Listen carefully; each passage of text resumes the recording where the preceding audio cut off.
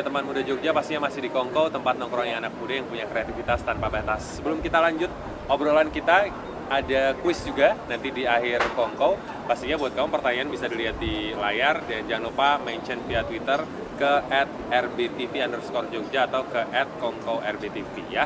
Nanti untuk satu orang yang beruntung bakal ngedapetin merchandise menarik dari Clio, oke? Kita lanjut lagi ngobrolin soal fotografi. Nih kalau misalnya tadi udah sempat bicara soal karakter juga, terus foto yang ada soul-nya. Sejauh ini foto yang paling berkesan untuk masing-masing yang mana dan kenapa nih?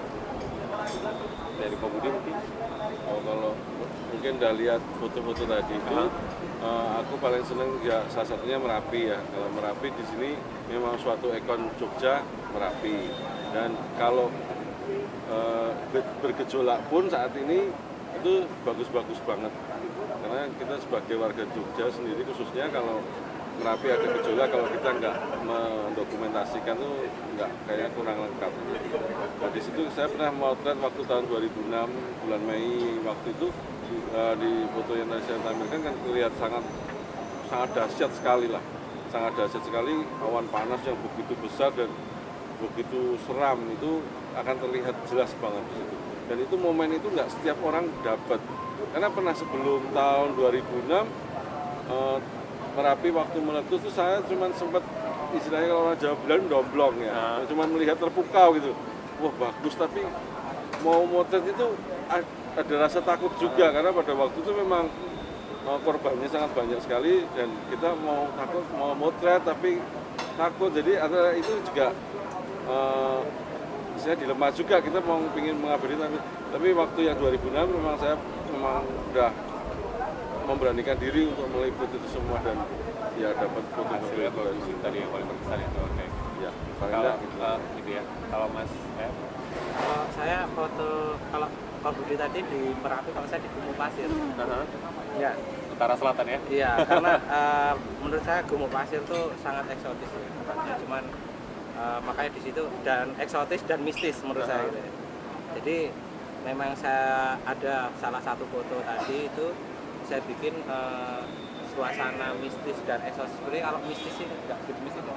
Sebenarnya lebih ke dia sedang mendengarkan angin gitu loh, turun gitu, dan seolah-olah dia terbang, dia benar-benar menikmati di gurun pasir yang tandus dan angin yang sangat kencang. Itu luar biasa, saya bilang saya suka sekali. Tapi ya menurut yang lainnya tidak tahu. Oke, ini kan personal ya? Ya personal Kalau saya. Kalau saya suka semua. Loh, benar, kalau saya suka semua ya. Yang berkesan. Yang paling berkesan tuh yang itu, yang di hutan Imogiri. Lagi seneng dengan, mungkin teman-teman tahu lah film Twilight lah gitu. Terus jadi pengen buat tapi dengan konsep yang beda, cerita dengan Twilight-nya. Terus modelnya juga beda. Kalau Bella kan rambutnya lurus, ini rambutnya keribol gitu kan. Jadi benar-benar beda gitu. Di situ juga seneng dengan foto itu, senang karena bisa menikmati foto itu berulang kali itu nggak bosan gitu ya? bosan. Apalagi kalau sambil dengar lagunya. Asik. Oke, dan sekarang kita tadi seperti yang sudah sempat kita obrolin gitu ya, kalau melihat anak-anak muda sekarang di Jogja juga banyak yang sedikit-sedikit dikalungin kamera yang mungkin kalau dilihat juga harganya nggak murah juga gitu ya. Nah, untuk yang memang pingin memulai juga belajar fotografi ini, ada tips-tips nggak sih dari teman-teman? Harus ngapain dulu nih setelah misalnya sudah punya kamera yang bagus dan memang sebenarnya kamera ini bisa menghasilkan foto yang bagus, tapi mungkin entah masih takut, entah masih ragu, apa yang harus dilakukan?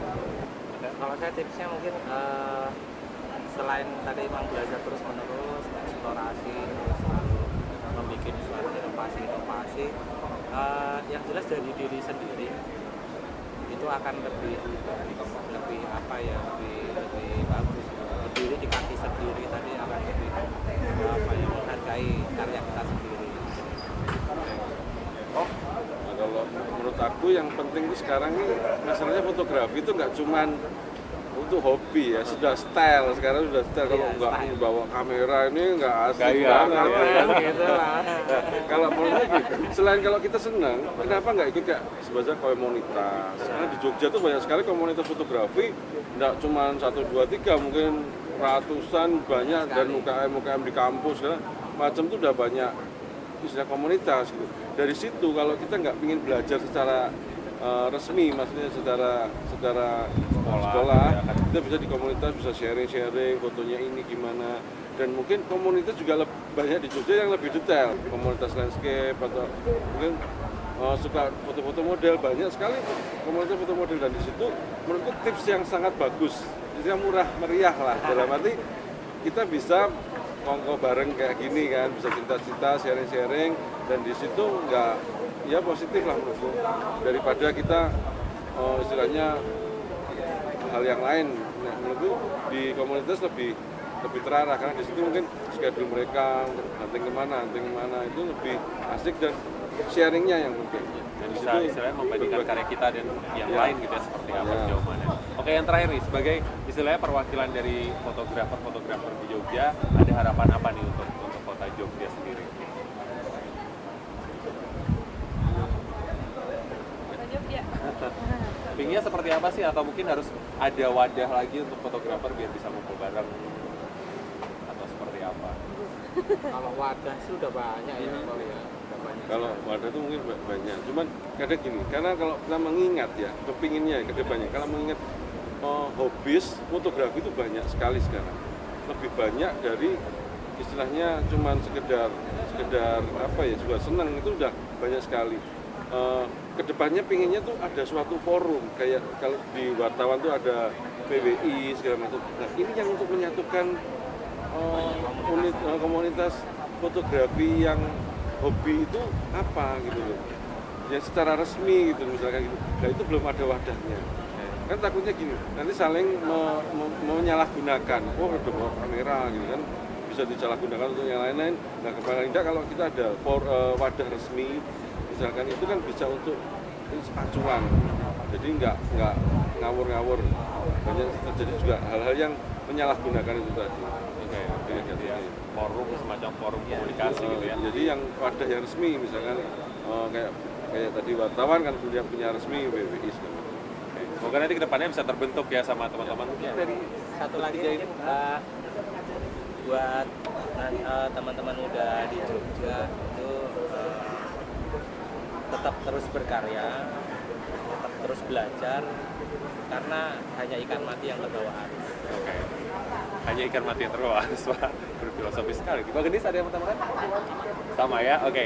Kalau gitu, terima kasih sekali untuk Kak Budi, Mas Ep, dan Mbak Gendis.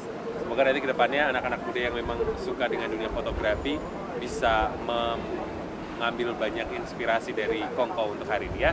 Ya, sekian kalau gitu untuk Kongko edisi hari ini. Semoga tadi sudah banyak sekali hal-hal yang bisa diambil dan pastinya bisa menginspirasi kamu untuk bisa menekuni lebih dalam dunia fotografi ya. Sampai sekarang, Felix Chris pamit. Ketemu lagi minggu depan di jam 10 pastinya setiap hari Minggu. Kita ketemu lagi di Kongko, tempat nongkrong anak muda yang punya kreativitas tanpa batas.